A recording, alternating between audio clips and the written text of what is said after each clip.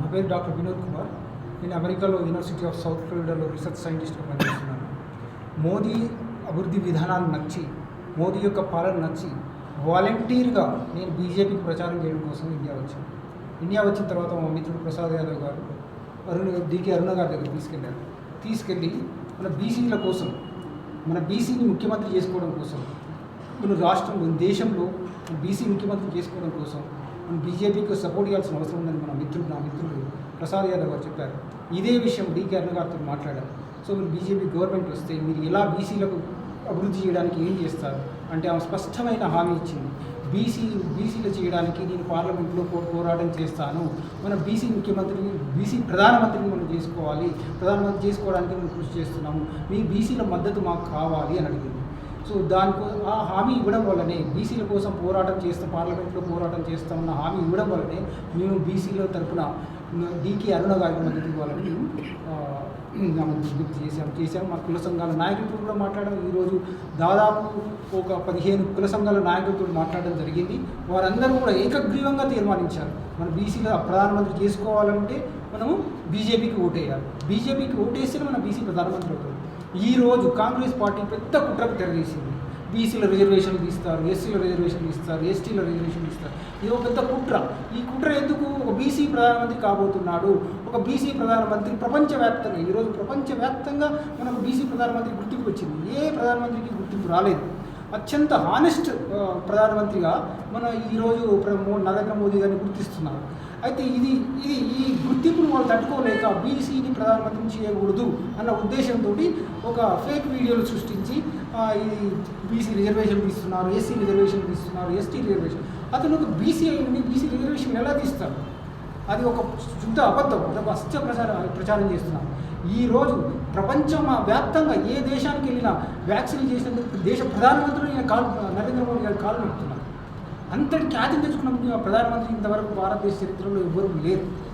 అందుకోసం నేను వాలంటీర్గా ఒక 15 రోజుల నుంచి నేను ఈ మహబూబ్ నగర్ నియోజకవర్గంలో ఓటర్ల దగ్గరికి వెళ్ళాను, పనిచేసే కార్మికుల దగ్గరికి వెళ్ళాను, రోడ్ల వెంట వెళ్ళాను, టీ స్టాల్స్ దగ్గర వెళ్ళాను, అందరితో ఇంటరాక్ట్ అయ్యాను. ఎందుకు మోడీని ప్రధానమంత్రి చేయాలి, ఎందుకు మన బీసీ ప్రధానమంత్రి కావాలి, బీసీలు ఎలా బాగుపడతారు, బీజేపీకి ఓటేస్తే, డికే అరుణమ్మ గారికి ఓటేస్తేనే మన బీజేపీ గెలుస్తుంది, ప్రతి నియోజకవర్గంలో బీజేపీకి ఓటేస్తేనే ప్రధానమంత్రి గారు గెలుస్తారు అన్న అవగాహన కల్పించాము. ఈరోజు మన కుల సంఘాలకు కూడా అవగాహన కల్పించాము. మేము కల్పించిన అవగాహన వల్ల అందరూ కూడా ఏకగ్రీవంగా మద్దతు ఇస్తున్నారు. నాకు తెలిసి నేను తిరిగినంత దాన్ని బట్టి చూస్తే భారీ మెజారిటీతో గెలవబోతున్నారు డికే అరుణ గారు. అంతేకాకుండా రాష్ట్రంలోనే 14 పైన బీజేపీ ఎంపీ సీట్లు గెలవబోతున్నాయి. మీరు అమెరికా నుంచి ఇక్కడికి వచ్చి, అంటే మీరు అక్కడ ఒక సైంటిస్ట్గా చేస్తున్నారు కదా, అమెరికా నుంచి ఇక్కడికి వచ్చి మీరు బీజేపీకి మద్దతు తెలుపుతున్నారు కదా, అంటే దేనికోసం బీజేపీకి మద్దతు తెలుపుతున్నారు? ఇదే మద్దతు మీరు కాంగ్రెస్కు కూడా తెలుపొచ్చు. సో బీజేపీకి ఎందుకు మద్దతు తెలుపుతున్నారు? కాంగ్రెస్ పార్టీ కూడా తెలుపవచ్చు. కానీ ఈరోజు ప్రపంచవ్యాప్తంగా ఎవరికి ఎక్కువ గుర్తింపు, దేశానికి ఎవరు ఎక్కువ ఉపయోగపడతారు, దేశం అభివృద్ధి అవుతుందంటే మనం ప్రపంచ దేశాలు వేరే దేశం పోతే ఈ మోడీ నాయకత్వం వాళ్ళు యాక్సెప్ట్ చేశారు.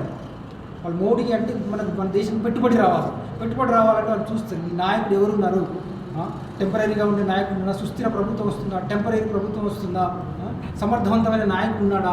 సమర్థవంతమైన నాయకుడు చాలా ముఖ్యం ఏ దేశానికైనా, మన దేశానికి కాదు. సమర్థవంతమైన నాయకత్వం ఉంటేనే మన దగ్గర పెట్టుబడులు వస్తాయి. మన దగ్గర పెట్టుబడులు రావాలంటే సమర్థ నాయకుడు ఉండాలి. అందుకోసం బీజేపీని చూస్ చేసుకున్నాం. 10 సంవత్సరాలుగా ఆయన ప్రూవ్ చేసుకున్నారు. ఇప్పుడు ఆయన ఏదో వచ్చి ట్రయల్ బేసిస్ మీద ఆయన ఏదో చేస్తుంటే అనుకోవట్లేదు.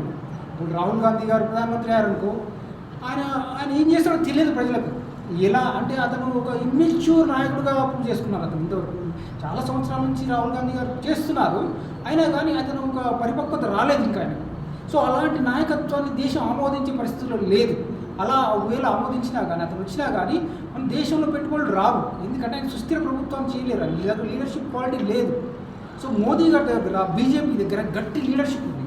అందుకోసం గత 10 సంవత్సరాల్లో చూడండి దేశంలో ఎన్ని పెట్టుబడులు వచ్చాయి, రక్షణలో ఎంత బాగుంది, అందరు సేఫ్గా ఫీల్ అవుతున్నారు, సెక్యూర్గా ఫీల్ అవుతున్నారు, అభివృద్ధి పదంలో నడుస్తుంది. అందుకోసం మనకు బీజేపీ కావాలి, బీజేపీ గవర్నమెంట్ కావాలి.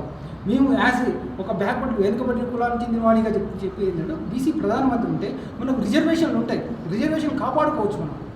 సో అదే కాంగ్రెస్ పార్టీలో చెప్పాలి మరి రేపు ఏం జరుగుతుంది, వాళ్ళు ఎవరికి మద్దతు ఇస్తారు, వాళ్ళు ఎవరికి మద్దతు ఇస్తారు, అది సంకీర్ణ ప్రభుత్వం, అది ఎప్పుడు కూలిపోతుందో తెలియదు. సో ఇలాంటి విషయాలన్నీ ఇప్పుడు మీరు మహబూబ్ నగర్ పార్లమెంటరీ అంటే డీకే అరుణ గారికే ఎందుకు సపోర్ట్ ఇస్తున్నారు? వేరే నాయకులకు కూడా మీరు సపోర్ట్ ఇవ్వచ్చు కదా? నేను ఎక్కడైనా చేద్దామని వచ్చాను, ఏ నియోజకవర్గమైనా చేద్దామని వచ్చాను. డీకే అరుణ గారు వ్యక్తిగతంగా ఫోన్ చేసి పిలిచి మీ మద్దతు ఇవ్వాలని చెప్పింది కాబట్టి సో నేను ఇక్కడ రావడం జరిగింది. నేను అన్ని నియోజకవర్గాలు ప్రయత్నిస్తున్నాను. ఇక్కడ మా మిత్రుడు ప్రసాద్ యాదవ్ గారు కూడా నాకు చిరకాల మిత్రుడు. సో ఈ మిత్రుని సపోర్ట్గా ఉంటుంది. మా డీకే అరుణ గారు కూడా వ్యక్తిగతంగా మాట్లాడారు. బీసీల కోసం నేను పార్లమెంట్లో పోరాటం చేస్తాను అని హామీ ఇచ్చారు. అందువల్ల నేను ఈ నియోజకవర్గాన్ని ఎన్నుకోవడం జరిగింది. మీ యొక్క మద్దతు అనేది ఇప్పుడు నార్కంలో పార్లమెంటు ఎంపీ అభ్యర్థిగా పోతుగంటి భరతున్నాడు, వారు కూడా మద్దతు ఇస్తున్నారు. అందరికీ మద్దతు ఇస్తాను. బీజేపీ ఎవరైనా బీజేపీ వాళ్ళకి మద్దతు ఇవ్వడానికి ఇక్కడికి వచ్చాను. సో నేనేంటంటే ఈ ఒక నియోజకవర్గంలో తిరిగిన వల్ల నా స్నేహితులు ఉండడం వల్ల ఈ నియోజకవర్గంలో ప్రచారం ఎక్కువ చేస్తున్నాను. మాట్లాడడం జరిగింది. ఇప్పటి వరకు మీరు ఎన్ని నియోజకవర్గాలు తిరిగారు? నేను షాద్నగర్ తిరిగాను, ఇక్కడ మామనగర్ నియోజకవర్గం తిరిగాను. ఈ మేజర్గా నేను మామనగర్ లోకల్లో ఎక్కువ తిరిగాను. అయితే ఒక ఎన్ఆర్ఐగా నరేంద్ర మోడీ ఏ అంశాలు మీపై ప్రభావం చూపెట్టారు? సో ఆయన పటిష్టమైన నాయకత్వం, దేశానికి సుస్థిర ప్రభుత్వాన్ని తీయగలగడం, సుస్థిర ప్రభుత్వాన్ని నడపగలగడం, అందరినీ కలుపుకోగలగడం. మెజారిటీ ఉన్నా కానీ ఆయన ఎన్నో పార్టీని కలుపుకుంటున్నారు. ఇప్పుడు ఆంధ్రప్రదేశ్ పోతే పవన్ కళ్యాణ్ జనసేన అనేది చిన్న పార్టీ ఆయన నెగ్లెక్ట్ చేయలేదు. నాకు మెజారిటీ ఉంది కదా, నాకు మీ అవసరం లేదు, మీ సౌత్ ఇండియన్ అవసరం లేదు అన్నట్లేదు. అని కలుపుకొని పోతున్నారు అందరినీ. సో చంద్రబాబు నాయుడు కలుపుకొని పోతున్నారు. సో ఇక్కడ తమిళనాడులో కూడా అన్ని పార్టీలు కలుపుకొని పోతున్నారు. వాళ్ళ ప్రజెన్స్ లేకున్నా, వాళ్ళకి అవసరం లేకున్నా, బీజేపీకి అవసరం లేకున్నా కానీ చిన్న పార్టీలైనా పెద్ద పార్టీలైనా సౌత్ ఇండియన్స్, నార్త్ ఇండియన్స్ అందరినీ కలుపుకొని పోతున్నారు. అందుకోసం ఈ కలుపుకొని పోవడం వల్ల మనకు ఒక యూనిటీ ఉంటుంది. అప్పుడు ఆ నాయకుడి మీద నమ్మకం వస్తుంది. సో ఇవి ఎవరిని నెగ్లెక్ట్ చేయట్లేదు, సౌత్ ఇండియన్స్ నెగ్లెక్ట్ చేయట్లేదు, నార్త్ ఇండియన్స్ నెగ్లెక్ట్ చేయట్లేదు అన్న ఫీలింగ్ అందరిలో ఉంటుంది కాబట్టి ఆయనకు మద్దతు ఇస్తుంది. నరేంద్ర మోడీ గారు గెలిస్తే ఎన్ఆర్ఐలకు ఎటువంటి ఏ విధంగా సహాయపడగలరు? ఎన్ఆర్ఐలకు చాలా ప్రాబ్లమ్స్ ఉన్నాయి. అక్కడ మన వాళ్ళ మీద కొన్ని కేసులు పెడుతున్నారు. సో ఆ కేసులలో మనం ఎవరు చెప్పినా వినట్లేదు. మన ఎంబసీ వాళ్ళు చెప్పినా కానీ వాళ్ళు వినరు. ఫర్ ఎగ్జాంపుల్ ఒకసారి రోడ్ యాక్సిడెంట్ అయింది. సో పోలీసు వచ్చి గుద్దేశారు, కానీ వాళ్ళ మీద కేసులు ఎవరు పెట్టట్లేదు. సో అలాంటి చిన్న కేసులు ఒక్కోసారి కొంతమంది స్టూడెంట్స్ చనిపోవడం జరుగుతుంది. చనిపోతే వాళ్ళని ఇండియాకి తీసుకురావడం, రెస్క్యూ చేయడం. సో ఇలాంటి చాలా సమస్యలు ఉన్నాయి. ఇంకా మరొకటి కేసులు ఉన్నాయి. ఆ కేసులు కొంచెం త్వరితగతిన పూర్తి చేయడానికి వాళ్ళతోటి డిప్లొమాటిక్ రిలేషన్స్ మెయింటైన్ చేయాలి. వాళ్ళు డిప్లొమాటిక్ రిలేషన్స్ మెయింటైన్ చేస్తేనే మన కంట్రీ డిప్లొమాటిక్ రిలేషన్స్ మంచి రిలేషన్స్ బాగుంటేనే వాళ్ళు మనకు చెప్పిన మాట వింటారు. సో వాళ్ళు ఫస్ట్ మన డిప్లొమాటిక్ రిలేషన్స్ మెయింటైన్ చేసిన తర్వాత మనకి ఏమైనా ఎన్ఆర్ఐస్కి ఏమైనా కావాలనుకున్నా కానీ మన బీజేపీ ప్రభుత్వం తరఫున వీళ్ళు డిమాండ్ చేస్తే వాళ్ళు యాక్సెప్ట్ చేసే పరిస్థితి ఉంది. ఓకే, ఇందాక మా మిత్రుడు వినోద్ గారు మాట్లాడిన విధానం బాగా నచ్చింది. ఆయన కొన్ని అంశాలు బాగా చెప్పారు.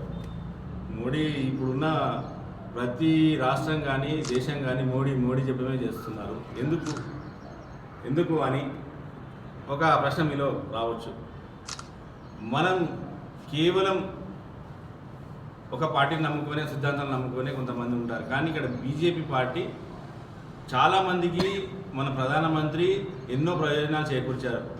ముద్రా యోజన పథకాలు కానీ, తర్వాత చిన్న మొదల వాళ్ళ వ్యవసాయదారులకు కానీ, తర్వాత భారీ లోన్స్ ఇవ్వడం జరిగింది. వాళ్ళకి చిన్న మైక్రో సంఘాలు ఉంటాయి కదా, వాళ్ళకు కూడా ఎంతోమందికి లోన్లు వాళ్ళకు ప్రదానం చేశారు. ఇంకోటి ఏంటంటే చిన్న తరహా పరిశ్రమలకు కూడా ఎంతో న్యాయం చేయడం జరిగింది.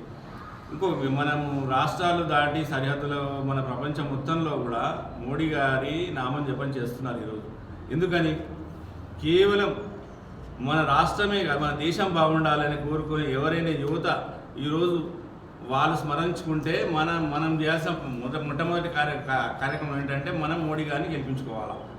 అది గెలిపించుకుంటేనే మనకు బ్రతుకుదేరు సాధ్యం. రేపటి నాడు చాలా ఇబ్బంది పడాల్సి వస్తుంది. పరాయి దేశాల నుంచి కానీ, పరాయి దేశాల నుంచి వచ్చే యుద్ధాల నుంచి కానీ, ఇవన్నీ ఎన్నో రకాలైనటువంటి కార్యక్రమాలు మనకు ఎంతో ఉపయోగకరంగా మోడీ గారిని గెలిపించుకుంటే మనకు మన కళలు సహకారం అవుతాయి. అలాగే నిరుద్యోగ అంశం అనేది చాలా ఈ అంశం వల్లనే యువత మొత్తం పక్కదారి వెళ్తుంది.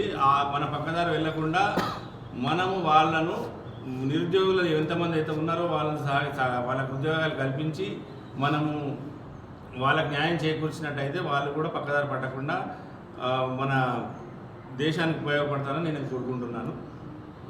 ముఖ్యంగా ఏంటంటే ఈ మన పార్లమెంట్ నుంచి DKR గారు నాతో ప్రత్యేకంగా చర్చించడం మాట్లాడడం జరిగింది. ఆమె ఒకటే కోరుకున్నారు, మీరు హైదరాబాద్లోనే ఉంటారు కాబట్టి మీరు మహబూబ్ నగర్ వాసులే అయినా కూడా మీరు మీ మద్దతు కావాలని కోరుకుంటున్నానని ఆమె పలుమార్లు నాతో చర్చించడం జరిగింది. అయితే నేనైతే చాలామందిని ప్రతి నియోజకవర్గం నుంచి, షాద్నగర్ నుంచి కూడా, అన్వాడ నుంచి కానీ, పట్టణం చిన్న చిన్న గ్రామాల నుంచి కూడా వాళ్ళతో మాట్లాడడం జరిగింది. వాళ్ళు కూడా చాలామంది ఉద్యోగస్తులైనా, తర్వాత పెద్ద పెద్ద ఆఫీసర్లైనా వాళ్ళంతా మన బీజేపీకి మద్దతు తెలుపుతామని నాకు ముందే చెప్పారు. కాబట్టి నేనైతే నమ్ముతున్నాను మనం, ఎందుకంటే ఇంతమంది మద్దతుతో మన భారీ ఎత్తున గెలుస్తుందని నేను నమ్ముతున్నాను. యువత తన ముందు కృషి చేసి బీజేపీ పార్టీకి న్యాయం చేకూర్చి వాళ్ళ కళలను నెరవేర్చుకోవాలని కోరుకుంటున్నాను. బీసీ సంఘాల నాయకులు కూడా ఈరోజు మేమందరం వాళ్ళతో చర్చించడం జరిగింది.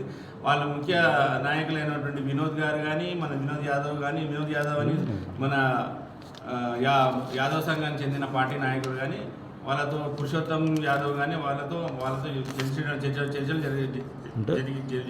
జరిపాము. అంటే మీరు ఇంతవరకు ఎన్ని కుల సంఘాలతోనో చర్చలు జరిపారు?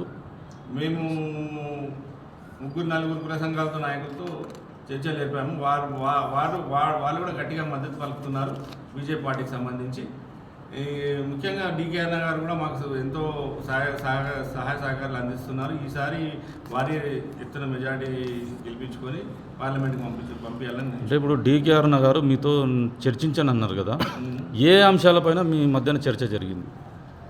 మెయిన్గా ఏంటంటే చిన్న తరహా ఎవరైతే బీదలు ఉన్నారో వాళ్ళకు అన్ని రకాలుగా ఆదుకోవాలని, రేషన్ కానీ, తర్వాత వాళ్ళకు చాలామందికి ఉద్యోగాలు లేవు, చిన్న వ్యవస్థలో ఉన్న వాళ్ళకంతా వాళ్ళ వ్యవస్థను అంతా బాగుపరచాలని కొంత ఆమె నాతో చర్చించడం జరిగింది.